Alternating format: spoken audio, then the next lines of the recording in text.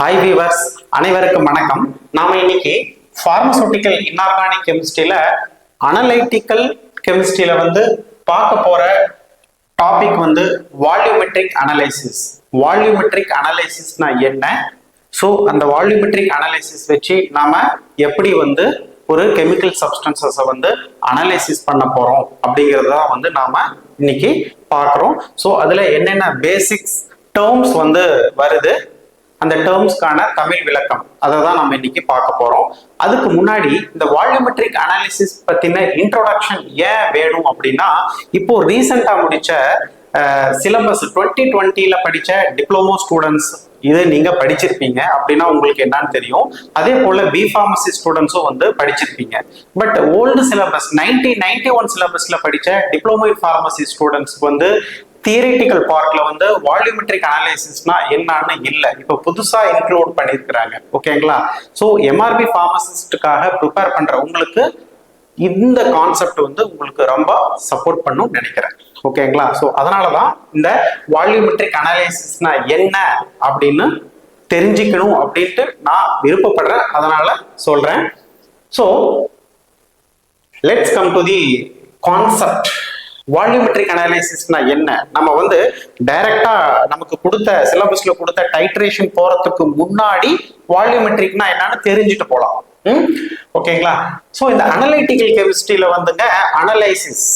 Analytical கெமிஸ்ட்ரியில ரெண்டு வகை இருக்குங்க, ரெண்டா பிரிக்கலாம். ஒண்ணு குவான்டிடேட்டிவ் அனலைசிஸ், இன்னொன்னு குவாலிட்டேட்டிவ் அனலைசிஸ். இந்த குவான்டிடேட்டிவ் அனலைசிஸ்னா என்ன அப்படின்னா, குவான்டிடேட்டிவ் அப்படின்னா எவ்வளவோ அப்படின்னு அர்த்தம். ஸோ நமக்கு கொடுத்த ஒரு சாம்பிள்ல இந்த கொடுத்த சாம்பிள் என்னன்னு தெரியும், பட் உள்ள எவ்வளவு இருக்குன்னு தெரியாது. அதை நாம அசே பண்ணி கண்டுபிடிக்கணும். ஓகேங்களா? இது எது கீழே அப்படின்னா குவான்டிடேட்டிவ் அனலைசிஸ். நம்ம கொடுத்த சாம்பிள்ல எவ்வளவு இருக்கு, what is the percentage purity, ஓகேங்களா? சோ எத்தனை மில்லிகிராம் இருக்கு அப்படின்னு எவ்வளவு அப்படின்னு கண்டுபிடிக்கிறது என்னது quantitative analysis. Next come for qualitative analysis. Qualitative அனலைசிஸ்னா நமக்கு கொடுத்த சாம்பிள் அன்னோன் சாம்பிள், அது என்னன்னே தெரியல. ஸோ அப்ப நம்ம என்ன பண்ணணும், அதை அசே பண்ணி நம்ம என்னது ஐடென்டிஃபை பண்ணணும். அதுக்குள்ள என்ன, what type of chemicals, what type of drugs, so what type of substances present in that unknown sample. so உள்ள என்னதான் இருக்கு அப்படின்னு நாம ஐடென்டிஃபிகேஷன்ஸ் பண்றது, அதாவது வாட் உள்ள என்ன இருக்கு அப்படின்னு கண்டுபிடிக்கிறது குவாலிட்டேட்டிவ் அனலைசிஸ். ஓகேங்களா? சோ நாம இப்ப பார்க்க போறது குவான்டிடேட்டிவ் அனலைசிஸ் ஆர் குவான்டிடேட்டிவ் டெட்டர்மினேஷன்ஸ்.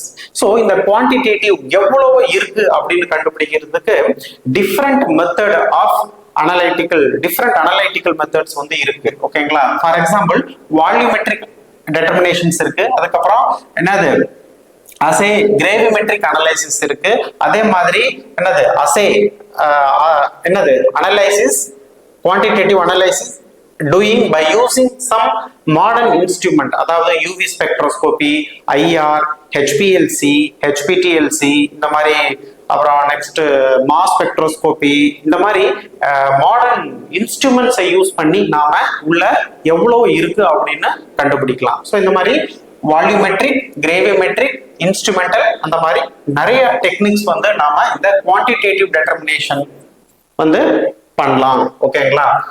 இப்போ நம்ம சிலபஸ்ல கொடுத்தது ரொம்ப simple, volumetric analysis and gravimetric analysis கேட்டிருக்கிறாங்க. ஓகேங்களா? எம்ஆர்பி சிலபஸ்ல டிப்ளமோ இன் ஃபார்மசி 2020 சிலபஸ்ல. ஸோ இந்த அதுவும் அவங்க இன் டெப்தா கேட்கல. வால்யூமெட்ரிக் அனலைசிஸ் ஃபண்டமெண்டல்னா என்னன்னு கேட்டிருக்காங்க. கிராவிமெட்ரிக் அனலைசிஸ்னுடைய fundamental, basic principle, fundamental methods, அவ்வளவுதான். ரொம்ப சிம்பிளா தான் கேட்டிருக்கிறாங்க. ஓகே, ஸோ அதனாலதாங்க இந்த வால்யூமெட்ரிக் அனலைசிஸ்னா என்னன்னு நான் சொல்ல வர்றேன். ஸோ வால்யூமெட்ரிக் அனலைசிஸ்னா என்ன அப்படின்னா, சிம்பிளாங்க ஒரே ஒரு வேர்ட்ல நம்மளால சொல்ல முடியும். இதனுடைய basic parameters volume of solutions. Volume of solutions இதுல different methods, different titrations method இருக்கு. என்ன அப்படின்னா நியூட்ரலைசேஷன் ரியாக்ஷன்ஸ், அதாவது acid base titration, non aqueous titrations, precipitation titrations, complexometric titrations, redox titrations, இந்த மாதிரி டிஃப்ரெண்ட் டைட்ரேஷன்ஸ் மெத்தட் வந்து இருக்கு. ஓகேங்களா?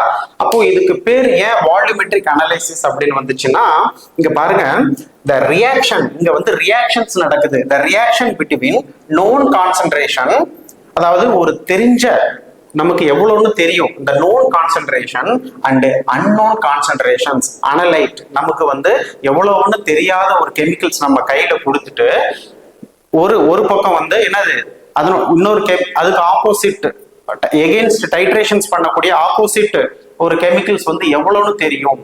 ஓகேங்களா? அந்த எவ்வளவு நமக்கு தெரியும். ஸோ அதை வச்சு இங்க வந்து நமக்கு தெரியாத ஒரு என்னது கான்சென்ட்ரேஷனை கண்டுபிடிக்கிறது தாங்க. இங்க பாருங்க, reaction between known concentration and unknown concentration. unknown concentratedனா என்னது, how much, அந்த அனலைட். ஸோ நம்ம எதை அனலைட் பண்ண போறோமோ அதுல எவ்வளவு இருக்கு அப்படின்னு எப்படி கண்டுபிடிக்கிறதுனா, நமக்கு தெரிஞ்ச காம்பவுண்ட்ஸ் வச்சு கண்டுபிடிக்கிறது. ஓகேங்களா? அப்போ இங்க பாருங்க, known கான்சென்ட்ரேஷனுக்கும் அன்னோன் கான்சென்ட்ரேஷன்ஸ்க்கும் நடுவுல வந்து ரியாக்ஷன்ஸ் வந்து நடக்குது. ஓகேங்களா? ஸோ அப்படி ரியாக்ஷன்ஸ் நடக்கும்போது அந்த ரியாக்ஷன்ஸ் வந்து ஒரு கட்டத்துல கம்ப்ளீட் ஆகுது. ஓகேங்களா? அப்போ அன்னோன் கான்சென்ட்ரேஷனும் நோன் கான்சென்ட்ரேஷன் ரியாக்ஷன் ஆகிறதுக்கு, ஓகேங்களா, ரியாக்ஷன் கம்ப்ளீட் ஆகிறதுக்கு நமக்கு எவ்வளவு நோன் கான்சென்ட்ரேஷன்ஸ் வந்து வால்யூம்ல தேவைப்படுது அப்படின்னு நாம பார்க்கிறோம். ஓகேங்களா? அது தெரிஞ்சுட்டா நம்ம வந்து அன்னோன் கான்சென்ட்ரேஷன்ஸ்னுடைய குவான்டிட்டி நமக்கு தெரிஞ்சிரும். அப்போ இந்த எவ்வளவு வால்யூம் அப்படிங்கறத வந்து நம்ம வால்யூமெட்ரிக் அனலைசிஸ் அப்படின்னு சொல்றோம். ஓகேங்களா? ஸோ உங்களுக்கு புரியுதுன்னு நினைக்கிறேன். அதே சமயம் இதுக்கு இன்னொரு பேர் இருக்கு, என்னது, டைட்ரிமெட்ரிக் அனலைசிஸ். டைட்ரிமெட்ரிக் அனலைசிஸ்னா என்ன அப்படின்னா, the titration between known concentration and unknown concentration, unknown analyte. தெரியாத ஒரு அனலைட்டுக்கும் தெரிஞ்ச ஒரு நோன் கான்சென்ட்ரேஷன் சொல்யூஷனுக்கும் நடுவுல வந்து நிறைய ரியாக்ஷன்ஸ் நடக்கும். ஃபார் எக்ஸாம்பிள் அந்த ரியாக்ஷன் தான் இது, acid base reaction, complexometric reaction, precipitation reaction. So ரெண்டுக்கு நடுவுல அந்த டைட்ரேஷன்ஸ் ரியாக்ஷன்ஸ் நடக்கிறதுனால இதுக்கு இன்னொரு பேர் என்னது, டைட்ரிமெட்ரிக் அனலைசிஸ். இதுக்கு பேர் வந்து டைட்ரிமெட்ரிக் அனலைசிஸ். ஸோ ரெண்டுக்கும் நடுவுல அந்த ரியாக்ஷன்ஸ் கம்ப்ளீட் ஆயிருச்சு அப்படின்னா அதுக்கு என்ன சொல்லுவோம் அப்படின்னா எண்ட் பாயிண்ட் அப்படின்னு சொல்லுவோம். ஓகேங்களா? ஸோ அந்த எண்ட் பாயிண்ட்டை வந்து ஒரு ஸ்பெசிபிக் பர்டிகுலர் இண்டிகேட்டர் மூலமா வந்து நாம என்ன பண்ணலாம், ரெண்டு அன்னோன் நோனுக்கும் வந்து ரியாக்ஷன்ஸ் கம்ப்ளீட் ஆயிடுச்சு அப்படின்னு நம்மளால தெரிஞ்சுக்க முடியும். ஓகேங்களா? ஸோ அதனாலதான் இதுக்கு பேர் வந்து வால்யூமெட்ரிக் அனலைசிஸ் ஆர் டைட்ரிமெட்ரிக் அனலைசிஸ் அப்படின்னு சொல்றோம். ஓகேங்களா? ஸோ இதுல நிறைய டேர்ம்ஸ் வந்து இருக்குங்க. என்னன்னா ஃபர்ஸ்ட் டேர்ம் வந்து டைட்ரேட். டைட்ரேட்னா ஒன்றும் இல்லைங்க, the substances to be analyzed. எந்த சப்ஸ்டன்சஸ் வந்து நம்ம அனலைஸ் பண்ண போறோமோ, எந்த சப்ஸ்டன்சஸ் அன்னோன் கான்சென்ட்ரேஷனை வந்து நம்ம டெட்டர்மினேஷன் பண்ணி கண்டுபிடிக்க போறோமோ, எந்த சப்ஸ்டன்சஸ் வந்து நம்ம அனலைசிஸ் பண்ண போறோமோ அதை தான் வந்து நாம என்ன சொல்றோம், டைட்ரேட் அப்படின்னு சொல்றோம். ஓகேங்களா? சுருக்கமா அனலைட் அப்படின்னு சொல்லலாம். அனலைட் அப்படின்னா எதை வந்து நாம அனலைசிஸ் பண்ண போறோம். ஓகேங்களா? ஒரு தெரியாத அன்னோன் கான்சென்ட்ரேட்டட் சப்ஸ்டன்சஸை வந்து நாம அனலைட் பண்ண போறோம். So this titrate usually taken in conical flask through pipette. So எல்லாருமே வந்து வால்யூமெட்ரிக் அனலைசிஸ் பண்ணி பார்த்துருப்பீங்க. மேலே பீரட் இருக்கும், கீழே கோனிக்கல் ஃபிளாஸ்க் இருக்கும். ஸோ கோனிக்கல் ஃபிளாஸ்க்ல வந்து நம்ம எதை அனலைசிஸ் பண்ண போறோமோ அதை எடுத்துக்குவோம். அது கூட இண்டிகேட்டரும் சேர்த்து சொல்யூஷனாக மாற்றி நாம ரெடியாக வச்சிருப்போம். அதுக்கப்புறம் பீரட் சொல்யூஷன், அதுக்கு எகெயின்ஸ்டா titrate known concentrated. So known concentrated வந்து பீரட் சொல்யூஷன் எடுத்துக்கிட்டு கொஞ்சம் கொஞ்சமா பீரட் சொல்யூஷன் ஓபன் பண்ணி அப்படியே டிராப்பா விடும்போது ஸோ மேல பீரட் சொல்யூஷனுக்கும் இந்த கோனிக்கல் ஃபிளாஸ்க்ல இருக்கிற சொல்யூஷனுக்கும், அதாவது நோன் கான்சென்ட்ரேஷனுக்கும் என்னது அன்னோன் தெரியாத எவ்வளோன்னு தெரியல அப்படிங்கிறது கோனிக்கல் ஃபிளாஸ்க்ல இருக்கும். ஸோ ரெண்டுக்கும் நடுவில் ரியாக்ஷன்ஸ் நடக்குது. அப்போ அந்த ரியாக்ஷன்ஸ் கம்ப்ளீட் ஆகும்போது நமக்கு அந்த இண்டிகேட்டர் மூலமா இண்டிகேட் பண்ணுது, அதாவது கலர் சேஞ்சஸ் ஆகுது. அதனால நம்ம ஈஸியா தெரிஞ்சுக்கலாம். ஸோ அப்போ ரியாக்ஷன்ஸ் கம்ப்ளீட் ஆயிருச்சு. அப்போ நமக்கு எவ்வளவு பீரட் சொல்யூஷன்ஸ் வந்து தேவைப்படுது அப்படிங்கிறத நமக்கு தெரிஞ்சிரும்.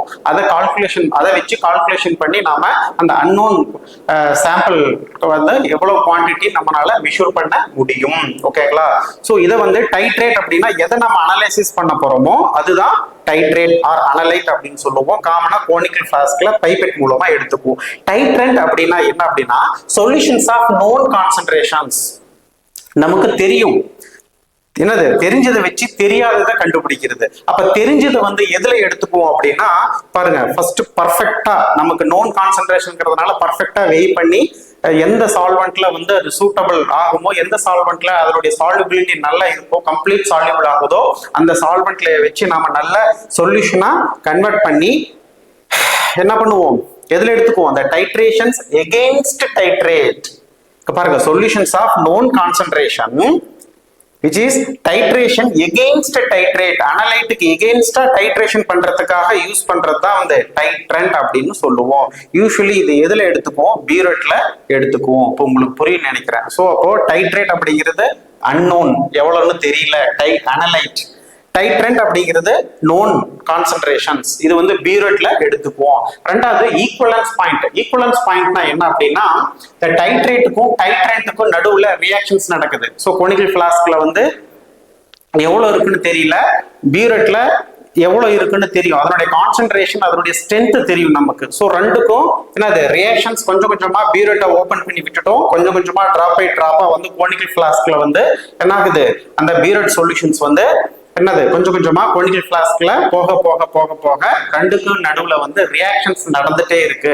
ஒரு கட்டத்துல ரியாக்ஷன்ஸ் வந்து கம்ப்ளீட் ஆயிடுச்சுன்னா அதுதான் நம்ம என்ன சொல்றோம், இங்க ஈக்குவலன்ஸ் பாயிண்ட் அப்படின்னு சொல்றோம். ஓகேங்களா? அப்போ ரியாக்ஷன்ஸ் வந்து கம்ப்ளீட் ஆயிடுச்சு, அதை வந்து எண்ட் பாயிண்ட் அப்படின்னு சொல்லுவோம். ஓகேங்களா? சோ இந்த எண்ட் பாயிண்டை எப்படி கண்டுபிடிக்கிறது, நமக்கு வேற ஏதாவது இன்ஸ்ட்ருமெண்ட் யூஸ் பண்றோமா அப்படின்னா, இங்க இன்ஸ்ட்ருமெண்ட் எல்லாம் எதுவும் யூஸ் பண்ணல, ஜஸ்ட் இண்டிகேட்டர்ஸ் யூஸ் பண்றோம். இண்டிகேட்டர்ஸ்னா என்ன அப்படின்னா, it is an auxiliary substances, just it is an auxiliary substances, it does not interact with the titrant and titrant கூட பிளஸ் நம்ம ஆட் பண்ணக்கூடிய அந்த ரேஜன்ஸ் கூட எது கூடயும் வந்து அது என்ன ஆகாது, ரியாக்ட் ஆகாது. இதனுடைய வேலை என்ன அப்படின்னா, எப்போ அந்த டைட்ரேட்டுக்கும் டைட்ரண்ட்டுக்கும் ரியாக்ஷன்ஸ் வந்து கம்ப்ளீட் ஆகுதோ அப்போ அதனுடைய கலர் வந்து சேஞ்சஸ் ஆகும். ஸோ இது வந்து நமக்கு என்னது ஸ்டாப் பண்ணு, என்னது டைட்ரேட்டுக்கும் டைட்ரண்ட்டுக்கும் ரியாக்ஷன்ஸ் வந்து கம்ப்ளீட் ஆயிடுச்சு அப்படின்னு நம்மள வந்து இண்டிகேட் பண்ணும். எப்படி இண்டிகேட் பண்ணும், ஏன்னா அது விஷுவல் கலர் சேஞ்சஸ், கலர் வந்து சேஞ்ச் ஆகும். நீங்க பார்த்திருப்பீங்க பியூரெட் சொல்யூஷன் என்னது பைப்பெட்ல கொஞ்சம் கொஞ்சமா, சாரி கோனிக்கல் ஃபிளாஸ்க்ல கொஞ்சம் கொஞ்சமா விட்டுட்டே இருப்போம். ஸோ டக்குன்னு ஒரு கட்டத்துல வந்து அப்படியே கலர் வந்து சேஞ்ச் ஆகும். அப்போ வந்து ஸ்டாப் பண்ணிடுவோம். ஓகேங்களா? அப்போ ஸ்டாப் பண்ணி நம்ம பியூரெட்ல எவ்வளோ வால்யூம் வந்து கன்சப்ஷன் ஆயிருக்கு, அதாவது கோனிக்கல் ஃபிளாஸ்க்ல இருக்கிற அனலைட்டை நியூட்ரலைஸ் பண்றதுக்கோ ரியாக்ஷன் கம்ப்ளீட் பண்றதுக்கு பியூரெட் சொல்யூஷன் எவ்வளவு கன்சம்ஷன் ஆயிருக்கு, அந்த எவ்வளவு வால்யூம் ஆயிருக்கு அப்படின்னு சொல்றோம்ல, அதனாலதாங்க இதை வந்து நம்ம வால்யூமெட்ரிக் அனலைசிஸ் அப்படின்னு சொல்றோம். ஓகேங்களா? ஸோ அதை வந்து நம்ம இண்டிகேட்டர் மூலமா நம்ம கண்டுபிடிக்கிறோம். இந்த இண்டிகேட்டர் வந்து என்னது டைட்ரேட் கூடயே வந்து கோனிக்கல் ஃபிளாஸ்க்ல வந்து ஆட் பண்ணிடுவோம். புரியுதுங்களா? So which is added with the titrate, அதாவது கோனிக்கல் ஃபிளாஸ்க்ல if reaction complete visual color will be changed. ஓகேங்களா? Next standard solution. ஸ்டாண்டர்ட் சொல்யூஷன்ஸ்னா ஒன்றும் இல்லைங்க, அதாவது it's a known concentration solution which is used for titration. அவ்வளவுதான், ரொம்ப சிம்பிள். ஒரு தெரியாத அன்னோன் கான்சென்ட்ரேஷன் ஒரு அனலைட்டை வந்து நாம அனலைசிஸ் பண்றதுக்காக டைட்ரேஷன் பண்றதுக்காக யூஸ் பண்ணக்கூடிய சொல்யூஷன்ஸ் தான் வந்து என்னது ஸ்டாண்டர்ட் சொல்யூஷன். ஸ்டாண்டர்ட் சொல்யூஷன்னா என்ன அப்படின்னா, சொல்யூஷன்ஸ் ஆஃப் நோன் கான்சென்ட்ரேஷன்ஸ். நமக்கு இந்த சொல்யூஷன்ஸுடைய கான்சென்ட்ரேஷன் தெரியும். அப்ப இந்த தெரிஞ்ச சொல்யூஷன் அதை வச்சு தெரியாத சொல்யூஷன்ஸுடைய கான்சென்ட்ரேஷனை வந்து நம்ம கண்டுபிடிக்க போறோம். அப்ப அந்த தெரிஞ்ச சொல்யூஷனை என்ன சொல்றோம், ஸ்டாண்டர்ட் சொல்யூஷன்ஸ் அப்படின்னு சொல்றோம். அதை ரெண்டா பிரிக்கலாம், ஒன்னு பிரைமரி ஸ்டாண்டர்ட் சொல்யூஷன், இன்னொன்னு வந்து செகண்டரி ஸ்டாண்டர்ட் சொல்யூஷன். அப்போ பிரைமரி ஸ்டாண்டர்ட் சொல்யூஷன்ஸ்னா என்ன அப்படின்னா, it is a highly pure, it's very very highly pure, இதுல எந்த impurities இல்ல, and it is crystalline known concentration solutions. known concentration solutions அதாவது highly pure, இது எதுல கரையுமோ அதுல பர்டிகுலர் சூட்டபிள் சால்வன்ஸ் கூட வச்சு நல்லா கம்ப்ளீட்டா கரைச்சிடறோம். ஸோ கரைச்சதுக்கு அப்புறமும் அதனுடைய ஃபைனல் ஸ்ட்ரென்த் வந்து வெல் நோன், நமக்கு தெரியும். இது வந்து ரெடியா நாம வந்து டைட்ரேஷன்ஸ்க்காக யூஸ் பண்றோம். Okay, this is primary standard solution. Secondary standard சொல்யூஷன்ஸ்னா என்ன அப்படின்னா, சம்டைம்ஸ் மே நாட் பியூர், இதுவும் வந்து known concentration, almost known concentration solution, but once again it is determined by titration against primary standard solution. So secondary standard சொல்யூஷன்ஸ்னா என்னன்னா இதுவும் வந்து ஒரு நோன் கான்சன்ட்ரேட்டட் சொல்யூஷன்ஸ் தான். நோன் எவ்வளவுன்னு தெரியும், பட் இது எவ்வளவு இருக்கு அப்படின்னு எகெயின்ஸ்ட் வந்து நாம இந்த பிரைமரி ஸ்டாண்டர்டை வச்சு செக் பண்றோம். ஓகேங்களா, அதான் நம்ம இதை வந்து என்ன சொல்றோம், செகண்டரி ஸ்டாண்டர்ட் சொல்யூஷன்ஸ் அப்படின்னு சொல்றோம். ஓகேங்களா, ஓகே. ஸோ இப்போ டைட்ரேட்னா என்ன, டைட்ரண்ட்னா என்ன, இண்டிகேட்டர்னா என்ன, எண்ட் பாயிண்ட்னா என்ன, ஸ்டாண்டர்ட் சொல்யூஷன்ஸ்னா என்னன்னு உங்களுக்கு தெரிஞ்சிருச்சு. நெக்ஸ்ட் இந்த கான்சன்ட்ரேஷன் சொல்றோம்ல, ஸோ அது எப்படி அதை எக்ஸ்பிரஸ் பண்ணுவாங்க, அதுக்கு யூனிட் எப்படி என்ன யூஸ் பண்ணுவாங்க அப்படின்னா காமனா molarity and normality and percentage அப்படிங்கிற யூனிட் வந்து நம்ம யூஸ் பண்றோம் காமனா. ஸோ மோலாரிட்டினா ஒன்றும் இல்லை, இது வந்து எம் அப்படின்னு எழுதுவோம். ஃபார் எக்ஸாம்பிள் வந்து நீங்க பார்த்திருப்பீங்க 0.1 mole or 1 mole 1 molarity 0.1 molarity அப்படின்னு நீங்க பார்த்திருப்பீங்க. இதை வந்து நம்ம காமனா எப்படி சொல்லலாம்னா மோல் பர் லிட்டர். மோல் ஏன் மோல் பர் லிட்டர் அப்படின்னா mole of solute per litre of solutions. Mole of solute per litre of solutions. Per லிட்டர்னா என்னது 1000 ml. அப்போ 1000 ml வாட்டருக்கு 1 மோல் என்னது 1 மோல் கெமிக்கல் சப்ஸ்டன்சஸ் வந்து டிசால்வ் பண்ணோம் அப்படின்னா இட் வில் ப்ரொடியூஸ் என்னது 1 மோலாரிட்டி கான்சன்ட்ரேஷன்ஸ். ஃபார் எக்ஸாம்பிள் இப்போ சோடியம் ஹைட்ராக்சைடு எடுத்துக்கோங்களேன், இதனுடைய மாலிகுலர் வெயிட், இதனுடைய மோல் என்னது 40. சோடியம் ஹைட்ராக்சைடுடைய மாலிகுலர் வெயிட் வந்து 40. இந்த 40 கிராம் எடுத்து 1000 ml 1000 ml வாட்டர்ல நாம கரைச்சோம் அப்படின்னா இட் வில் கிவ் என்னது 1 மோல் 1 மோல். இப்போ புரியுதுங்களா? பட் நார்மாலிட்டினா என்ன அப்படின்னா இதை நம்ம N அப்படின்னு சொல்லுவோம். காமனா equivalent per litre of solutions அப்படின்னு சொல்லுவோம். ரொம்ப சிம்பிள். இது கிட்டத்தட்ட ஒரு சில கெமிக்கல்ஸ்க்கு வந்து ஈக்குவலா இருக்கும். 1 மோல் 1 நார்மாலிட்டி ஈக்குவலா இருக்கும். பட் ஒரு சில கெமிக்கல்ஸ்க்கு வந்து ஈக்குவலா இருக்காது. பட் அது வந்து எதை பொறுத்து அப்படி இருக்குன்னா அந்த கெமிக்கல்ஸ்னுடைய நேச்சுரல், அந்த கெமிக்கல்ஸ்னுடைய ஈக்குவலன்ஸை பொறுத்து இருக்கு. புரியுதுங்களா? ஃபார் எக்ஸாம்பிள் இங்க பாருங்க, the number of gram mole per mole equivalent of solute per liter of solutions. Equivalent mole equivalent of solute per liter of solution. So இது வந்து டைரக்டா என்னது 1 மோல் எடுத்து 1000 ml கரைச்சோம். பட் இது வந்து ஈக்குவலன்ட் வெயிட் எடுத்து நாம என்ன பண்றோம், 1 லிட்டர் சொல்யூஷன் வந்து ப்ரிப்பேர் பண்றோம். ஓகேங்களா? கிட்டத்தட்ட சோடியம் ஹைட்ராக்சைடு 1 நார்மாலிட்டி 1 மோலாரிட்டி ஒரே சேம் தான். 40 கிராம் எடுத்து 1000 ml கரைச்சா அது 1 மோலாரிட்டி சொல்லலாம், 1 நார்மாலிட்டின்னு சொல்லலாம். பட் சம்டைம்ஸ் சல்ஃபியூரிக் ஆசிட்ல எடுத்துக்கோங்களேன். சல்ஃபியூரிக் ஆசிட் எடுத்துக்கிட்டீங்க அப்படின்னா இப்போ 1 நார்மாலிட்டி ப்ரிப்பேர் பண்ணணும்னா ஃபார் எக்ஸாம்பிள் H2SO4 இதனுடைய ஈக்குவலன்ட் எல்லாமே வந்து ஈக்குவலன்ஸே மாறும். ஸோ அதனால வந்து நம்ம வந்து இங்க பாருங்க கிட்டத்தட்ட 49 கிராம் in 1000 ml கரைச்சோம் அப்படின்னா it will give 1 normality. But மோலாரிட்டின்னு பார்க்கும்போது அதனுடைய மாலிகுலர் வெயிட் வந்து 98 வரும். ஓகேங்களா? அதனுடைய மாலிகுலர் வெயிட் வந்து 98. அப்போ 98 கிராம் in 1000 ml கரைச்சோம்னா என்னது it will give 1 mole. But 1 நார்மாலிட்டிக்கு நம்ம 49 கிராம் எடுத்துக்கணும். அப்போ வித்தியாசம் தெரியுது பாருங்க. சோ இது வந்து கெமிக்கல்ஸ் ஈக்குவலன்ஸை பொறுத்து இருக்கு இந்த மோலாரிட்டி அண்ட் நார்மாலிட்டி. ஓகேங்களா? ஸோ நெக்ஸ்ட் பர்சன்டேஜ்னா எல்லாருக்கும் தெரியும். பர்சன்ட் அப்படின்னா 100க்கு இவ்வளோ. அப்போ எவ்வளோ கிராம் வந்து 100 ml இருக்கு அப்படிங்கிறது தான் வந்து percentage. So number of gram per 100 ml solvent. So for example இப்போ நம்ம வந்து ஒரு 5 கிராம் எடுத்து 100 ml கரைச்சோம் அப்படி 100 ml சால்வெண்ட்ல கரைச்சோம் அப்படின்னா இட் வில் கிவ் 5% அல்லது 50 கிராம் எடுத்து 100 ml கரைச்சோம் அப்படின்னா 50%. ஓகேங்களா? பாதா 100 ml. ஓகேங்களா? ஸோ இதுதான் வந்து அந்த molarity, normality, percentage, concentration unit. அந்த நெக்ஸ்ட் வந்து நமக்கு V1 N1 is equal to V2 N2 already எல்லாம் நீங்க படிச்சிருப்பீங்க. ஸோ நமக்கு வந்து பீரட் சொல்யூஷன் அதாவது டைட்ரேட்டினுடைய ஸ்ட்ரென்த் தெரிஞ்சிருச்சு, நோன் கான்சன்ட்ரேஷன். அதுக்கப்புறம் வந்து என்னது அது எவ்வளவு கன்சப்ஷன் ஆயிருக்குன்னு தெரிஞ்சிருச்சு. அதுக்கப்புறம் வந்து டைட்ரேட் எவ்வளவு எடுத்தோம்னு தெரியும். டு பி அனலைட் நாம எவ்வளவு எடுத்தோம், எத்தனை ml எடுத்தோம்னு தெரியும். ஓகேங்களா?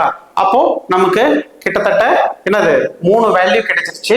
ஸோ நமக்கு வந்து எது வேணுமோ இந்த ஃபார்முலாவை யூஸ் பண்ணி நாம கண்டுபிடிச்சிடலாம். அதாவது அந்த அனலைட்டினுடைய ஸ்ட்ரென்த்தை கண்டுபிடிச்சிடலாம். ஓகேங்களா? இதுதாங்க ஒரு பேசிக்ஸ் வால்யூமெட்ரிக் அனாலிசிஸ்னா என்ன அப்படின்னு. இது வந்து ஒரு சின்ன பேசிக், ஒரு சின்ன இன்ட்ரோடக்ஷன்ஸ். இந்த இன்ட்ரோடக்ஷன் தெரிஞ்சுட்டு நீங்க நெக்ஸ்ட் டைட்ரேஷன்ஸ் போனீங்க அப்படின்னா உங்களுக்கு கொஞ்சம் ஈஸியா புரியும். ஓகேங்களா? வால்யூமெட்ரிக் அனாலிசிஸ்ல நம்ம பார்க்கக்கூடிய டைட்ரேஷன், ஃபர்ஸ்ட் டைட்ரேஷன்ஸ் என்ன அப்படின்னா acid base titrations. Acid base titration. Acid base டைட்ரேஷன்ஸ்க்கு இன்னொரு பேர் இருக்கு, என்ன அப்படின்னா neutralisation reaction or neutralisation titration, அல்லது சில புக்ஸ்ல வந்து அக்கோஸ் டைட்ரேஷன் கொடுத்திருப்பாங்க, அல்லது அக்கோஸ் ஆசிட் பேஸ் டைட்ரேஷன்ஸ் அப்படின்னு கொடுத்திருப்பாங்க. ஏன் வந்து இந்த நியூட்ரலைசேஷன் அக்கோஸ் ஆசிட் பேஸ் டைட்ரேஷன்ஸ் கொடுத்துருக்காங்க அப்படின்னா, நமக்கு பாருங்க, நமக்கு வந்து ஒரு அன்னோன் ஆசிட் நம்ம கையில இருக்கு அப்படின்னா ஒரு நோன் பேஸை வச்சு அன்னோன் ஆசிட் எவ்வளவு இருக்குன்னு கண்டுபிடிக்கிறோம். ஓகேங்களா? அல்லது நம்ம கையில வந்து ஒரு அன்னோன் அல்கலி ஆர் பேசிக் சப்ஸ்டன்சஸ் இருக்கு அப்படின்னா ஒரு தெரிஞ்ச ஒரு நோன் ஸ்டாண்டர்ட் ஹைட்ரோகுளோரிக் ஆசிட் வச்சு நாம அன்னோன் பேசிக்ஸை கண்டுபிடிக்க போறோம். எப்படி கண்டுபிடிக்க போறோம் அப்படின்னா ஆசிட்டுக்கும் பேஸுக்கும் நடுவுல என்னது ரியாக்ஷன்ஸ் நடந்து ஒரு கட்டத்துல ஆசிட்டும் பேஸும் வந்து நியூட்ரலைசேஷன் ஆகுது. ஓகேங்களா? அந்த நியூட்ரலைசேஷன் ஆகிறத தான் நம்ம என்ன சொல்றோம் இங்க எண்ட் பாயிண்ட் அப்படின்னு சொல்றோம். ஓகே, சோ இப்போ அன்னோன் ஆசிட்டை நியூட்ரலைஸ் பண்றதுக்கு எவ்வளவு பேசிக் சப்ஸ்டன்சஸ், அதாவது எவ்வளவு ஸ்டாண்டர்ட் சப்ஸ்டன்சஸ் தேவைப்படுது, அல்லது ஒரு அன்னோன் அல்கலி அல்லது பேசிக் சப்ஸ்டன்சஸை நியூட்ரலைஸ் பண்றதுக்கு எவ்வளோ அசிடிக் சப்ஸ்டன்சஸ், அதாவது ஸ்டாண்டர்ட் ஆசிட் சொல்யூஷன்ஸ் தேவைப்படுது. ஓகேங்களா? அதை வச்சு நாம என்ன பண்ண போறோம், அந்த அன்னோன் கான்சன்ட்ரேஷன் சொல்யூஷன்ஸ்னுடைய குவான்டிட்டியை வந்து மெஷூர் பண்ண போறோம். ஓகேங்களா? சோ அப்போ இங்க என்ன நடக்குது அப்படின்னா ஆசிட்டுக்கும் பேஸுக்கும் நடுவுல நியூட்ரலைசேஷன் ரியாக்ஷன்ஸ் நடக்குது. அதனாலதான் நம்ம என்ன சொல்றோம், இது வந்து நியூட்ரலைசேஷன் டைட்ரேஷன்ஸ் அப்படின்னு சொல்றோம். ஓகேங்களா? சோ இந்த ரியாக்ஷன் அண்ட் டைட்ரேஷன்ஸ் எல்லாமே வந்து அக்கோஸ் மீடியம்ல நடக்குது. சோ அதனால சில டைம்ல வந்து அக்கோஸ் ஆசிட் பேஸ் டைட்ரேஷன் நாம இத சொல்லலாம். ஓகேங்களா? ரொம்ப சிம்பிள். இங்க என்ன நடக்குது, ஆசிட்டுக்கும் பேஸுக்கும் நடுவுல என்னது ரியாக்ஷன்ஸ் நடக்குது. என்ன ரியாக்ஷன்ஸ் நடக்குது? நியூட்ரலைசேஷன் ரியாக்ஷன்ஸ் நடக்குது. புரியுதுங்களா? அவ்வளவுதாங்க. ரொம்ப simple, very very simple. So இந்த ஆசிட் பேஸ் டைட்ரேஷன்ஸ் மெத்தட்ஸ் மூலமா நம்ம என்னென்ன சப்ஸ்டன்சஸ், என்னென்ன பார்மசூட்டிக்கல் அண்ட் காமன் என்னென்ன கெமிக்கல் சப்ஸ்டன்சஸ் வந்து நம்ம அனலைசிஸ் பண்ண முடியும் அப்படின்னா strong acid, strong base, weak acid, weak base, and salt of weak acid and salt of weak base. So இந்த மாதிரி எல்லா acidic or common acid or basic substances or pharmaceutical substances வந்து நம்ம இந்த acid based titrations மூலமா நம்மளால titration பண்ணி unknown concentration solutions உடைய குவாண்டிட்டியை வந்து எஸ்டிமேட் பண்ண முடியும். ஓகேங்களா? சோ இதுக்கு பேசிக்ஸ் இங்க என்ன நடக்குது, ஆசிட்டுக்கும் பேஸுக்கும் நடுவுல நியூட்ரலைசேஷன்ஸ் நடக்குது. அந்த எண்ட் பாயிண்ட்ல வந்து ஒரு பர்டிகுலர் இண்டிகேட்டர் வச்சு நாம என்ன பண்றோம், நியூட்ரலைசேஷன்ஸ் கம்ப்ளீட் ஆயிடுச்சுன்னு தெரிஞ்சுக்கிறோம். ஓகேங்களா? ரொம்ப ரொம்ப சிம்பிள், வெரி வெரி சிம்பிள். ஒண்ணும் இல்லைங்க. இங்க பாருங்க, நம்ம கையில வந்து ஒரு ஸ்ட்ராங் ஆசிட்ஸ் இருக்கு, ஹைட்ரோகுளோரிக் ஆசிட்ஸ் இருக்கு, ஒரு ஸ்ட்ராங் பேஸ் இருக்கு, சோடியம் ஹைட்ராக்சைடு இருக்கு. புரியுதுங்களா? இங்க ரெண்டுக்கு நடுவுல என்ன நடக்குது, ரியாக்ஷன்ஸ் நடக்குது. ரியாக்ஷன்ஸ் நடந்து நமக்கு சோடியம் குளோரைடு சால்ட் கிடைக்குது. சோடியம் குளோரைடு, அதாவது sodium chloride salt and water கிடைக்குது. ஓகேங்களா? அப்போ இது ஒரு கட்டத்துல இந்த ஆசிட்டும் பேஸும் நியூட்ரலைசேஷன் ஆயிட்டு நமக்கு இங்க ஒரு சால்ட் கிடைக்குது. புரியுதுங்களா? இந்த சால்ட் கிடைக்குதுல, இதுதான் வந்து நியூட்ரலைசேஷன்ஸ். என்னது இந்த இதுதான் வந்து எண்ட் பாயிண்ட். சோ இந்த எண்ட் பாயிண்ட்ல தான் வந்து நாம இண்டிகேட்டரை வச்சு என்னது நியூட்ரலைசேஷன்ஸ் கம்ப்ளீட் ஆயிடுச்சு அப்படின்னு சொல்றோம். ஓகேங்களா? சோ இது எல்லாருக்கும் முன்னாடி இந்த ஆசிட் பேஸ் டைட்ரேஷன்ஸ் போறதுக்கு முன்னாடி முக்கியமான மூணு தியரி வந்து தெரிஞ்சுக்கணும். ஆசிட்ஸ்னா என்ன, பேசிக்ஸ்னா என்ன, அதனுடைய பேசிக் ப்ராப்பர்ட்டிஸ் அண்ட் மூணு முக்கியமான தியரி வந்து நாம தெரிஞ்சுக்கணும். இந்த மூணு முக்கியமான தியரி வந்து நம்ம ஆல்ரெடி கிளாஸ் இதை பத்தி கான்செப்ட் பேசிக் சொல்லியாச்சு. இருந்தாலும் ஒன்ஸ் அகைன் இதுல பாத்துக்கோங்க. மூணு முக்கியமான தியரி. ஒன்னு வந்து அர்ஹேனியஸ் கான்செப்ட். இவர் என்ன சொல்றாரு அப்படின்னா, any acidic substances only in aqueous medium it can donate proton or it can donate hydrogen. அப்போ ஒரு அசிடிக் சப்ஸ்டன்சஸ் எந்த அளவுக்கு அதனுடைய அசிடிட்டி இருக்கோ அந்த அளவுக்கு அது வந்து வாட்டர்ல வந்து புரோட்டானை டொனேட் பண்ணும். அதனுடைய அசிடிட்டி பொறுத்து. சப்போஸ் அது வந்து ஹை கான்சென்ட்ரேட்டட் ஆசிடா இருந்தா it can dissociate lot number of என்னது நிறைய புரோட்டானை வந்து இது என்ன பண்ணும், டிசோசியேட் பண்ணும், டொனேட் பண்ணும். ஓகேங்களா? அதே சமயம் any basic substances it can என்னது டொனேட் ஹைட்ராக்சில் OH குரூப். இது வந்து அர்ஹேனியஸ் கான்செப்ட். நெக்ஸ்ட் பிரான்ஸ்டாட் அண்ட் லவ்ரி அவர் என்ன சொல்றாங்க அப்படின்னா அதேதான் கிட்டத்தட்ட ஆசிட் சப்ஸ்டன்சஸ் இட் கேன் என்னது புரோட்டான் டோனர், இது வந்து புரோட்டானை டொனேட் பண்ணும். அதே மாதிரி பேசிக் சப்ஸ்டன்சஸ் இது வந்து புரோட்டானை அக்செப்ட் பண்ணும் அப்படின்னு சொல்றாரு. இங்க பேசிக் வச்சு அவர் எதுவுமே சொல்லல, பேசிக்ஸ் பத்தி எதுவுமே சொல்லல. இது வந்து எந்த மீடியம்ல நடக்கும், அக்வோஸா அல்லது நான் அக்வோஸ் மீடியம்ல நடக்குமா அப்படிங்கறத சொல்லல. இவர் பொதுவா என்ன சொன்னாரு, ஒரு ஆசிட் ஹைட்ரஜனை அதாவது புரோட்டானை டொனேட் பண்ணும், ஒரு பேஸ் வந்து புரோட்டானை அக்செப்ட் பண்ணும் அப்படின்னு சொல்றாரு. அதே மாதிரி லீவ்ஸ் என்ன சொல்றாரு அப்படின்னா இது வந்து என்னது பாசிட்டிவ் சார்ஜ். அப்போ இது என்னது எலக்ட்ரான் பேர் அக்செப்டார், பேர் ஆஃப் எலக்ட்ரானை வந்து என்ன பண்ணும், இது வந்து அக்செப்ட் பண்ணிக்கும். அதே மாதிரி பேசிக் சப்ஸ்டன்சஸ் வந்து பேர் ஆஃப் எலக்ட்ரானை வந்து இது டொனேட் பண்ணும். இந்த 3 முக்கியமான தியரி வந்து இங்க பாருங்க அந்த ஆசிட் பேஸ் டைட்ரேஷன்ஸ்ல வந்து அப்ளை ஆகுது. அதனால இந்த 3 பேசிக் தியரியில இருந்து MCQs கேட்க வந்து வாய்ப்புகள் அதிகமாக இருக்கு. ஓகேங்களா? இதை பார்த்துக்கோங்க. சோ நம்ம ஆல்ரெடி சொன்னது போலதான் இங்க பாருங்க, இங்க அவர் என்ன சொல்றாரு, ஒரு அக்வஸ் மீடியம்ல ஒரு ஆசிட்ஸ் வந்து புரோட்டானை டொனேட் பண்ணும். புரியுதுங்களா? அப்போ ஒரு வாட்டர்ல எடுத்துக்கிட்டோம், ஒரு வாட்டர்ல ஆசிட்ஸ் வந்து எடுத்துக்கிட்டோம், HCl எடுத்துக்கிட்டோம். அப்ப இது என்ன ஆகுது, ஹைட்ரோனியம் அயனா மாறுது. இங்க பாருங்க, இது ஹைட்ரஜனை ரிலீஸ் பண்ணுது. இந்த ரிலீஸ் பண்ற ஹைட்ரஜன்ஸ் வந்து வாட்டர் கூட சேர்ந்து இங்க என்னவா கிடைக்குது, நமக்கு ஹைட்ரோனியம் அயனா கிடைக்குது, H3O. ஓகேங்களா? இது வந்து ஆசிட். இதுக்கு எகெயின்ஸ்டா நம்ம என்ன ஆட் பண்ண போறோம், ஒரு ஸ்டாண்டர்ட் சொல்யூஷன் ஆட் பண்ண போறோம்னு வச்சுக்கோங்களேன். ஃபார் எக்ஸாம்பிள் இந்த ஆசிட் வந்து கோனிக்கல் ஃபிளாஸ்க்ல எடுத்துக்கிறோம், அதுக்கு எகெயின்ஸ்டா ஒரு ஸ்டாண்டர்ட் ஒரு பேசிக் சப்ஸ்டன்சஸ் சோடியம் ஹைட்ராக்சைடு ஆட் பண்றோம்னு வச்சுக்கோங்களேன். சோடியம் ஹைட்ராக்சைடு என்ன டொனேட் பண்ணும், ஹைட்ராக்சில் டொனேட் பண்ணும். சோ இங்க பாருங்க ஒரு ஹைட்ராக்சில் குரூப். அப்போ இந்த ரியாக்ஷன்ஸ்ல என்ன நடக்குது அப்படின்னா இந்த ஹைட்ரோனியம் அயனுக்கும் இந்த ஹைட்ராக்சில் அயனுக்கும், அதாவது ஆசிட்ஸ்ல இருந்து வர்ற அந்த ஹைட்ரஜன் வாட்டர் மாலிகுலோட சேர்ந்து உருவாகிற இந்த ஹைட்ரோனியம் அயனுக்கும் இந்த ஹைட்ராக்சில் அயனுக்கும் ரெண்டுக்கும் நடுவுல நியூட்ரலைசேஷன்ஸ் ரியாக்ஷன்ஸ் நடந்து நமக்கு வாட்டரா கிடைக்குது. அந்த நியூட்ரலைசேஷன்ஸ் ரியாக்ஷன்ஸ் எல்லாம் வந்து நம்ம என்னது, அந்த நியூட்ரலைசேஷன் கம்ப்ளீட் ஆகும்போது தான் நமக்கு அது எண்ட் பாயிண்ட் அப்படின்னு சொல்றோம். ஓகேங்களா? அப்போ உள்ள எவ்வளவு ஆசிட் சப்ஸ்டன்சஸ், எவ்வளவு ஸ்ட்ராங், எவ்வளவு ஒரு ஆசிடிக் சப்ஸ்டன்ஸ் இருக்கோ அவ்வளோ பேசிக் சப்ஸ்டன்சஸ் வந்து தேவைப்படுதுன்னு அர்த்தம். அப்ப ஆசிடிக் சப்ஸ்டன்சஸ் கான்சென்ட்ரேஷன்ஸ் கம்மியா இருக்கு அப்படின்னா அப்ப யூஸ் பண்ணக்கூடிய சோடியம், அதாவது தட் மீன் பேசிக் சப்ஸ்டன்ஸோட கான்சென்ட்ரேஷன்ஸ் கம்மியா தேவைப்படும் அர்த்தம். புரியுதுங்களா? அப்போ நம்ம ஒரு அன்னோன், ஒரு கோனிக்கல் ஃபிளாஸ்க்ல ஒரு அன்னோன் ஆசிட் இருக்குன்னு வச்சுக்கோங்களேன், அது வந்து கான்சென்ட்ரேஷன்ஸ் நிறைய இருக்கு அப்படின்னா அப்ப நிறைய அல்கலி, நிறைய பேஸ் வந்து அதை நியூட்ரலைசேஷன்ஸ் பண்ண தேவைப்படுதுன்னு அர்த்தம். ஓகேங்களா? அப்போ சிம்பிளா நம்ம ஒரே லைன்ல என்ன சொல்லலாம், ஒரு ஹைட்ரோனியம் அயனுக்கும் ஒரு ஹைட்ராக்சில் அயனுக்கும் நடுவுல ரியாக்ஷன்ஸ் நடந்து நமக்கு வாட்டர் கிடைக்குது. இதுதான் வந்து நியூட்ரலைசேஷன் ரியாக்ஷன்ஸ் அப்படின்னு சொல்றோம். ஓகேங்களா? அதான் வந்து பாருங்க இங்க சிம்பிளா எழுதி இருக்கிறேன், என்னது ஆசிட் பேஸ் ரியாக்ஷன்ஸ், அதாவது நியூட்ரலைசேஷன் ரியாக்ஷன்ஸ். ஆசிட்டுக்கும் பேஸுக்கும் வந்து ரியாக்ஷன்ஸ் நடந்து நியூட்ரலைசேஷன்ஸ் நடக்குது. இங்க பாருங்க ஈக்குவலன்ட் அமௌண்ட் ஆஃப் டைட்ரண்ட். டைட்ரண்ட்னா என்ன, டைட்ரண்ட்னா என்ன, known concentrations. இது வந்து நம்ம எதுல எடுத்துக்கிறோம், பியர்ட் சொல்யூஷன்ஸ்ல எடுத்துக்கிறோம். புரியுதுங்களா? added to titrate. titrateனா என்ன, அனலைட். எதை நம்ம வந்து அனலைசிஸ் பண்ண போறோமோ, டு பி அனலைஸ்ட், எதை அனலைசிஸ் பண்ண போறோமோ அதை கோனிக்கல் ஃபிளாஸ்க்ல எடுத்துப்போம். ஓகேங்களா? சோ அப்ப equal amount of titrant added to titrate. அப்போ எவ்வளவு டைட்ரேட் உள்ள இருக்கோ அதுக்கு ஈக்குவல் அமௌண்டான டைட்ரேட் வந்து நம்ம ஆட் பண்றோம். ஓகேங்களா?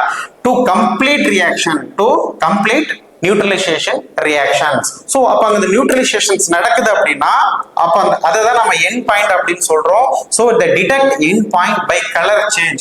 எப்படி கலர் ஜஸ்ட் லைக் அதே வந்து கலர் சேஞ்ச் ஆகாது, அதுக்காக நம்ம இங்க என்ன யூஸ் பண்றோம், இண்டிகேட்டர் யூஸ் பண்றோம். அவ்வளவுதாங்க, ரொம்ப ரொம்ப சிம்பிள், ரொம்ப ரொம்ப சிம்பிள். அப்போ ஒரு அன்னோன் ஆசிட் எவ்வளவு ஆசிட் இருக்கோ அவ்வளவு பேஸ் தேவைப்படும். அப்போ ஒரு அன்னோன் பேசிக் எவ்வளவு பேசிக் இருக்கோ அவ்வளவு ஆசிட்ஸ் தேவைப்படும். புரியுதுங்களா? ரொம்ப ரொம்ப பேசிக்ஸ் புக்ல படிச்சீங்க அப்படின்னா போட்டு கொஞ்சம் கன்ஃபியூஸ் பண்ணியிருப்பாங்க. ஸோ ஆல்ரெடி நீங்க வந்து காலேஜ்ல வந்து நியூ சிலபஸ் டிப்ளமோ ஃபார்மசி படிச்சிருந்தீங்கன்னா உங்களுக்கு ஈஸியா இருக்கும். பி ஃபார்மசிஸ்ட்க்கு இது ரொம்ப ஈஸி கான்செப்ட். பட் இது வரைக்கும் இந்த வால்யூமெட்ரிக் அனாலிசிஸ் பத்தி படிக்காதவங்களுக்கு புதுசா புக் எடுத்து படிச்சீங்கன்னா கொஞ்சம் கன்ஃபியூஸ் பண்ற மாதிரி இருக்கும்.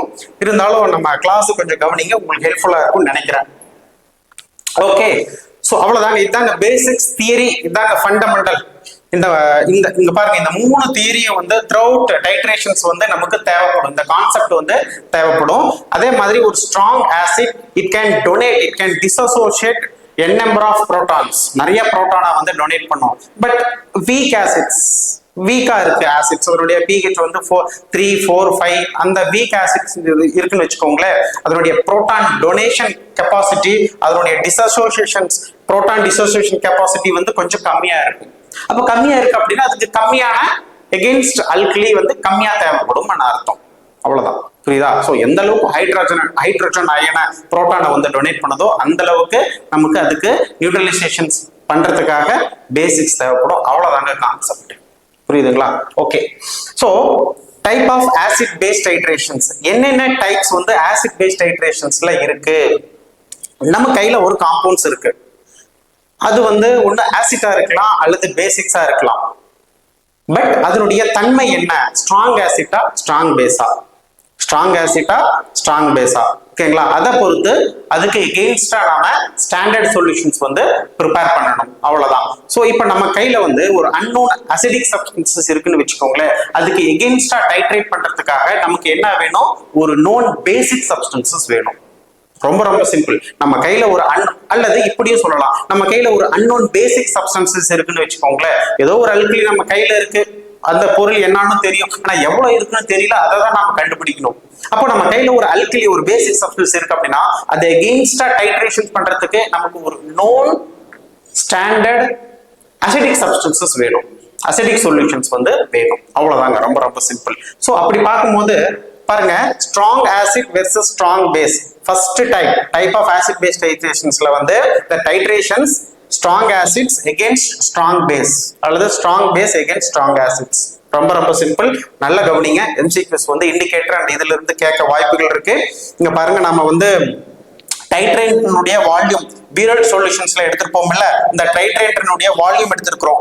இது வந்து ஸ்ட்ராங் ஆசிட்டா இருக்கலாம் அல்லது ஸ்ட்ராங் பேஸா இருக்கலாம். புரியுதுங்களா? அப்புறம் வந்து pH இங்க பாருங்க 2, 4, 6, 8, 10, 12.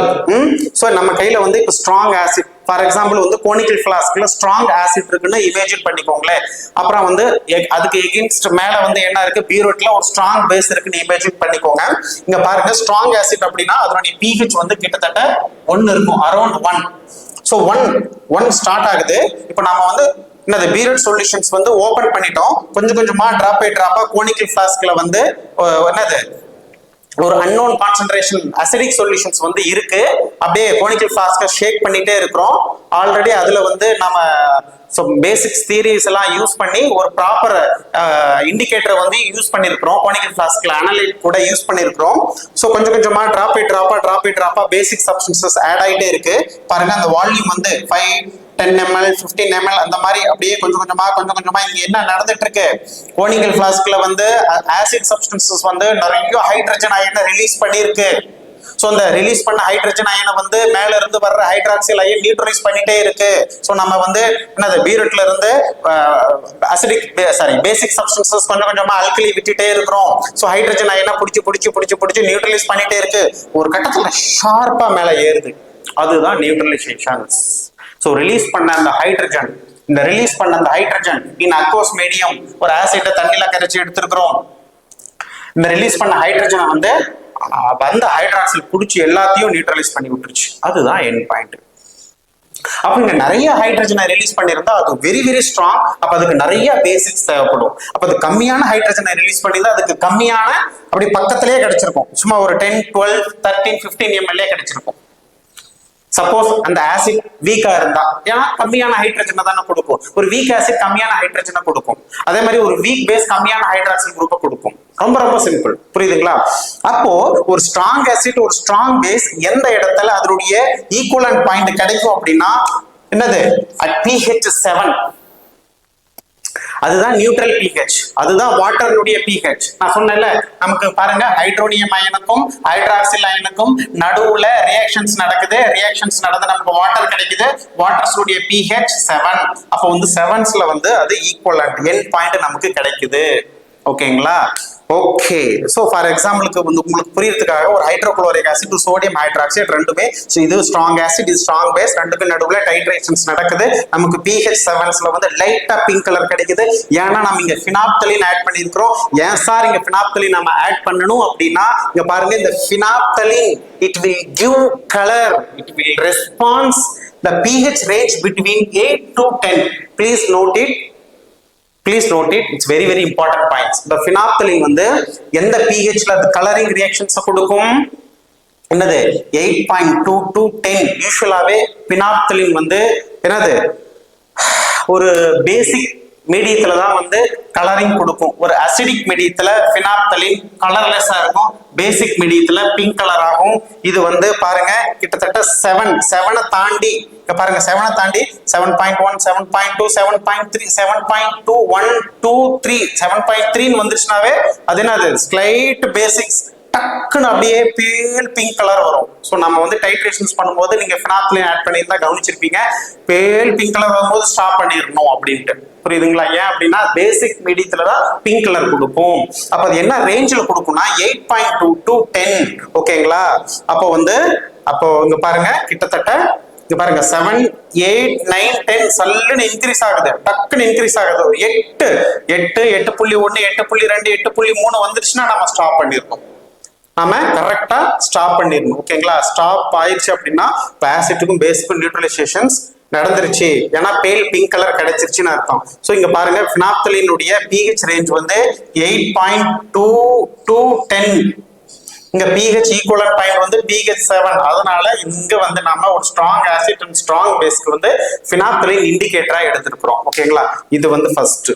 அடுத்த டைட்ரேஷன்ஸ் வீக் ஆசிட்க்கும் ஸ்ட்ராங் பேஸ்க்கும். இங்க பாருங்க ஸ்ட்ராங் ஆசிட் ஸ்ட்ராங் பேஸ், இங்க weak acid strong base. Weak acid அப்படின்னா இது வந்து இந்த டிசோசியேட் பண்ணக்கூடிய அந்த ஹைட்ரஜன் அயன் கான்சென்ட்ரேஷன்ஸ் வந்து கம்மியா இருக்கும்.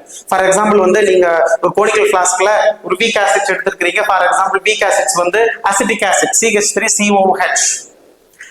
இங்க பாருங்க ஒரு கட்டத்துல இன்னொரு கான்செப்ட் நான் சொல்ல மறந்துட்டேன். ஒரு கட்டத்துல சல்லுன்னு நீங்க எவ்வளவுதான் அல்கலி ஆட் பண்ணாலும் pH வந்து இன்க்ரீஸ் ஆகாது.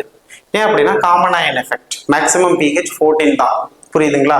இங்க பாருங்க, இங்க நாம வந்து வீக் ஆசிட் எடுத்துக்கிட்டோம். ஒரு வீக் ஆசிட்ல இருக்கிற இந்த ஹைட்ரஜன் அயன் எப்படி லிபரேட் பண்ணும்? CH3COO minus plus H plus. இந்த ஹைட்ரஜன் அயன் வந்து வாட்டர்ல என்னது ஹைட்ரோனியம் அயனா மாத்தி விடும். பட் அதுல வீக் ஆசிட்ங்கிறதுனால இதனுடைய டிஸ்அசோசியேஷன்ஸ் வந்து கம்மியா இருக்கும். புரியுதுங்களா? இங்க பாருங்க, இப்போ வீக் ஆசிட்ஸ் அப்படிங்கிறதுனால அதனுடைய pH வந்து ஸ்டார்டிங் 3ல இருக்கு. பட் இதனுடைய pH ஸ்டார்டிங் பாத்தீங்கன்னா 1ல இருக்கு.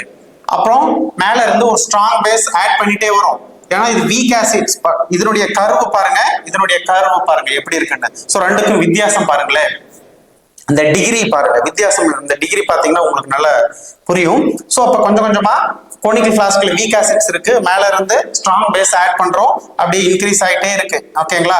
அப்படியே pH வந்து அப்படியே லைட்டா கோனிக்கல் ஃபிளாஸ்க்ல இருக்கிற pH 3 இருந்து அப்படியே இன்க்ரீஸ் ஆயிட்டே இருக்கு. ஏன்னா மேல இருந்து நம்ம பேசிக் ஸ்ட்ராங் பேஸ் வந்து கொடுத்துட்டே இருக்கிறோம். அப்படியே இன்க்ரீஸ் ஆயிட்டே இருக்கு.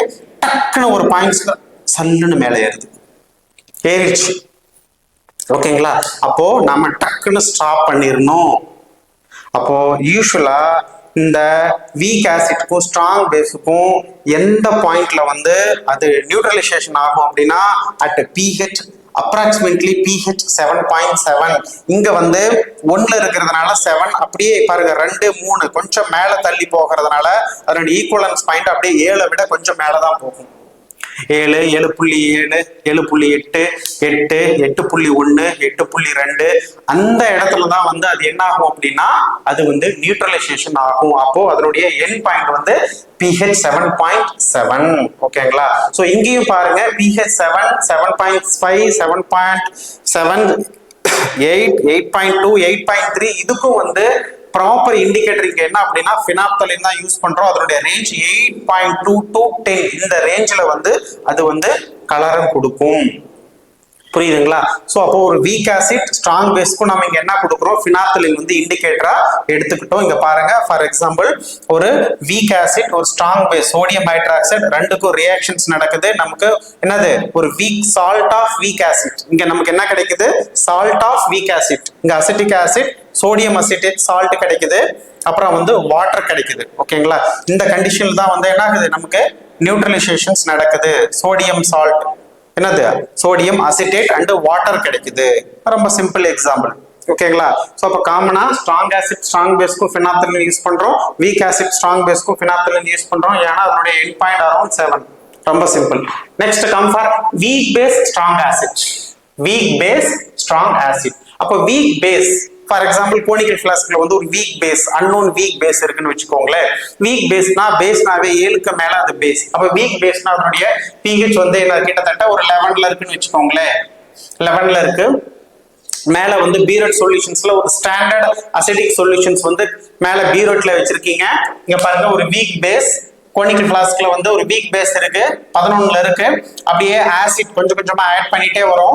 அதனால அப்படியே வந்து அதனுடைய ஆசிட் ஆட் பண்ணிட்டே இருக்கும். சோ மேல இருந்து ஹைட்ரஜன் அயன் வந்துட்டே இருக்கு, உள்ள ஹைட்ராக்சில் அயன் வந்து லைட்டா இருக்கு. ஏன்னா வீக் பேஸ் ஹைட்ராக்சில் அயன் லைட்டா இருக்கு.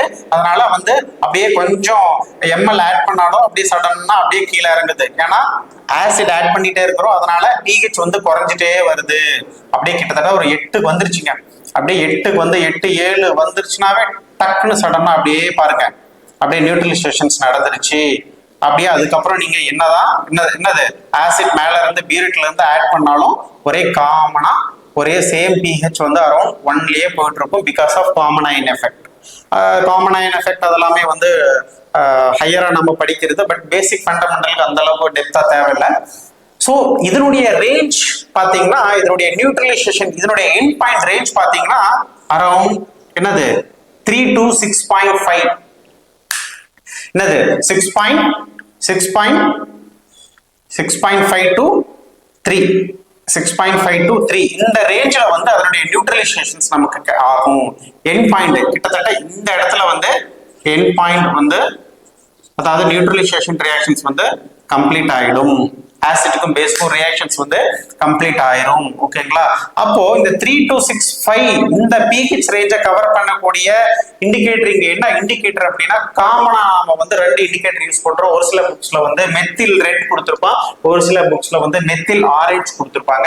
மெத்தில் ரெட்னுடைய pH ரேஞ்ச் வந்து 4.8 to 6. மெத்தில் ஆரஞ்சுடைய pH ரேஞ்ச் வந்து 3.1 to 4.4.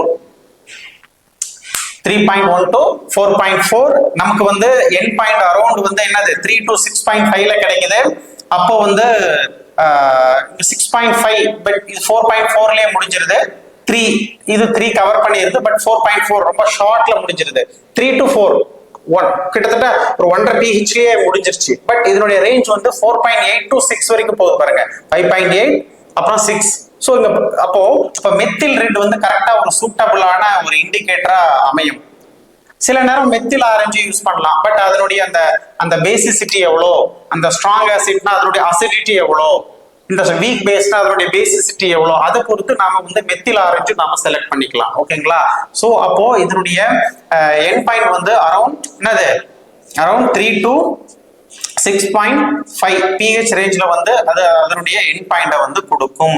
யூசுவலா methyl red or methyl orange வந்து நம்ம காமனா யூஸ் பண்றோம். இங்க பாருங்க வீக் பேஸ்க்கு வந்து ஒரு அமோனியா சொல்யூஷன்ஸ் எடுத்துக்கிறோம். Ammonium hydroxide is weak basic substance. Strong acid என்ன எடுத்துக்கிறோம், ஹைட்ரோகுளோரிக் ஆசிட்ஸ் எடுத்துக்கிறோம். ஸோ ரெண்டுக்கும் ரியாக்ஷன்ஸ் நடக்குது. நமக்கு இங்க என்ன கிடைக்குதுன்னா ammonium chloride salt of weak base கிடைக்குது. சால்ட் ஆஃப் வீக் பேஸ் கிடைக்குது. ஓகேங்களா? கோனிக்கல் ஃபிளாஸ்க்ல கிடைக்குது. அதுக்கப்புறம் வாட்டர் லிபரேட் ஆகுது. ஸோ இந்த ரியாக்ஷன்ஸ் கம்ப்ளீட் ஆயிடுச்சுன்னா நமக்கு கம்ப்ளீட்டா வாட்டர் கிடைச்சிருச்சு.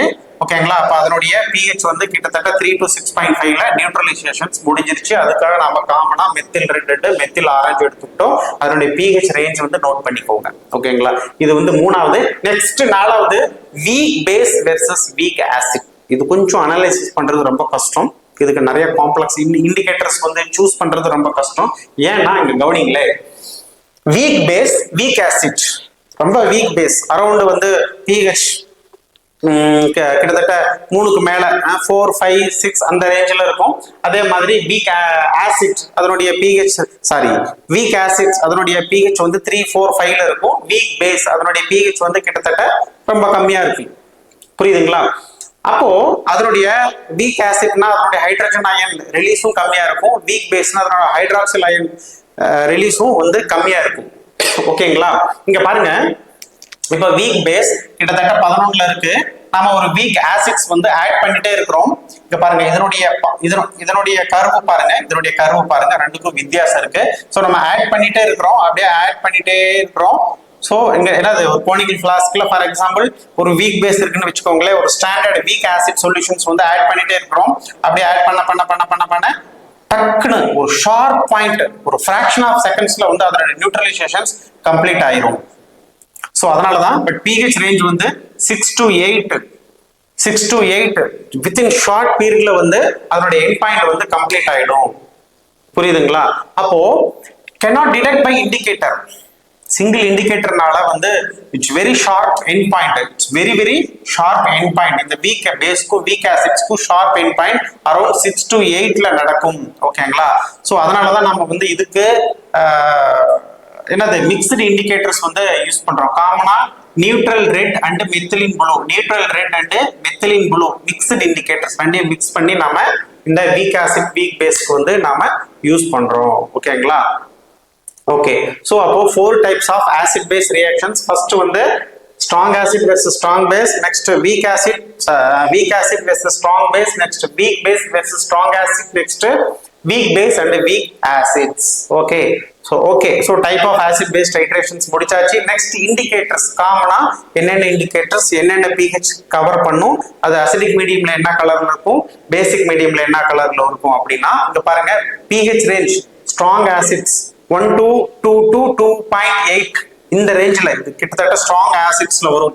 அதுக்கு நம்ம எடுத்துக்கூடியது தைமால் ப்ளூ. இதை நீங்க மெமரி பண்ணி தான் ஆகணும். அசிடிக் மீடியம்ல தைமால் ப்ளூ, அதனால அசிடிக்ல ப்ளூ கிடைக்கும். ஏன்னா இதனுடைய pH ரேஞ்ச் 1.2. அப்ப தைமால் ப்ளூனா அது pH ரேஞ்ச் அதே அசிடிக் மீடியம்ல அதே ப்ளூ கலர் தான் கிடைக்கும். பட் அதனுடைய pH ரேஞ்ச் தாண்டிச்சு அப்படின்னா பேசிக் மீடியம்ல எல்லோ கலர்ல கிடைக்கும். ஓகேங்களா? நெக்ஸ்ட் என்னது, புரோமோஃபினால் ப்ளூ. புரோமோஃபினால் ப்ளூ இதனுடைய pH ரேஞ்ச் 3 to 4.6.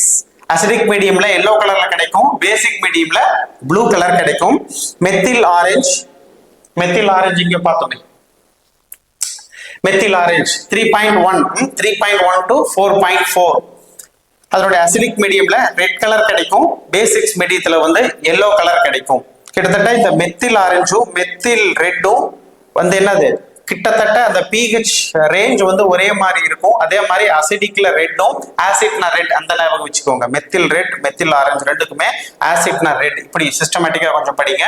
அதுக்கப்புறம் பேஸ்னா எல்லோ அப்படி ஞாபகம் வச்சுக்கோங்க. இங்க பாருங்க 3.1 to 4.4 அசிடிக்ல ரெட், பேசிக்ஸ்ல எல்லோ. இந்த நெக்ஸ்ட் மெத்தில் ரெட் 4.4 to 6.2 இதனுடைய ரேஞ்ச் 4.8 to 6 அசிடிக்ல ரெட், நெக்ஸ்ட் பேசிக் மீடியத்துல ப்ளூ கலர். ஓகேங்களா? அதுக்கப்புறம் நாப்தோல்பாலின் இதனுடைய pH ரேஞ்ச் வந்து 7.3 to 8.7, 7.3 to 8.7. இது வந்து அசிடிக் மீடியம்ல எல்லோவும் பேசிக் மீடியத்துல ப்ளூ கலரும் இருக்குது. ஸோ ஒரு இண்டிகேட்டரின் ராஜா ஆசிட் பேஸ் டைட்ரேஷன்ஸ்க்கு இது என்ன அப்படின்னா ஃபினாப்தலின். அதனுடைய என்னது pH ரேஞ்ச் வந்து 8.3 to 10, 8.2 to 10 கிட்டத்தட்ட அதே ரேஞ்ச் தான். இது பாருங்க, அசிடிக் மீடியத்துல நம்ம ஒரு கோனிக்கல் ஃபிளாஸ்க்ல ஆசிட் எடுத்திருக்கிறோம். அசிடிக் மீடியத்துல ஃபினாப்தலின் ஆட் பண்ணா என்ன ஆகும், கலர்லெஸ்ஸா இருக்கும். அப்படியே மேல இருந்து ஒரு பேசிக் அல்கிலி கொஞ்சம் கொஞ்சமா ஆட் பண்ணிட்டே வர்றோம் அப்படின்னா டக்குன்னு ஒரு பாயிண்ட்ல, அதாவது நியூட்ரலைசேஷன்ஸ் பாயிண்ட்ல என்ன ஆகும், நியூட்ரலைசேஷன் 7 தாண்டி 7, 8, 8.5 வந்துருச்சுனாவே டக்குன்னு ஒரு பேல் பிங்க் கலர் வந்து ப்ரொடியூஸ் ஆகும். அதுதான் பேசிக் மீடியத்துல பிங்க் கலர் கிடைக்கும். ஓகேங்களா? Okay friends, so this is some basic fundamental of acid base titration. Acid base titrations na enna, it's nothing but is a neutralizations occurs between another titrate and titrant. Titrate na unknown substances, that is analyte. என்னது, இது conical ஃபிளாஸ்க்ல எடுத்துப்போம். titrate அப்படின்னா it's a known standard solution. என்னது, usually taken in burette. ஓகேங்களா, பியூரிட்ல எடுத்துக்குவோம். So ரெண்டுக்கும் reactions நடக்குது, அதுதான் நியூட்ரலைசேஷன் ரியாக்ஷன்ஸ் அப்படின்னு சொல்றோம். ரொம்ப சிம்பிள். ஸோ அப்போ எவ்வளோ அன்னோன் கான்சென்ட்ரேஷன் இருக்கோ அவ்வளோ நோன் கான்சென்ட்ரேஷன்ஸ் வந்து நமக்கு நியூட்ரலைசேஷன்ஸ்க்காக தேவைப்படும். ஓகேங்களா, ஸோ அப்போ ஒவ்வொரு அந்த எண்ட் பாயிண்ட்ல கிடைக்கிற அந்த ஒவ்வொரு பிஹெச்க்கும் ஒரு பர்டிகுலர் இண்டிகேட்டர் வந்து நாம ஸ்பெஷலா யூஸ் பண்றோம். அவ்வளவுதான், ரொம்ப ரொம்ப சிம்பிள். இதுதான் வந்து பேசிக் ஃபண்டமெண்டல். நம்ம சிலபஸ்ல வந்து பேசிக் பிரின்சிபல்ஸ் அண்ட் ஃபண்டமெண்டல் தான் கேட்டிருக்கிறாங்க. ஸோ அதுக்கு ஆசிட் பேஸ்ட் ஹைட்ரேஷன்ஸ்னா இந்த விஷயம் போதும்னு நினைக்கிறேன். ஓகேங்களா, ஸோ புதுசா படிக்கிறீங்க, நம்ம வீடியோ நல்ல கூர்ந்து கவனிங்க, அப்பதான் புரியும். தேங்க்யூ.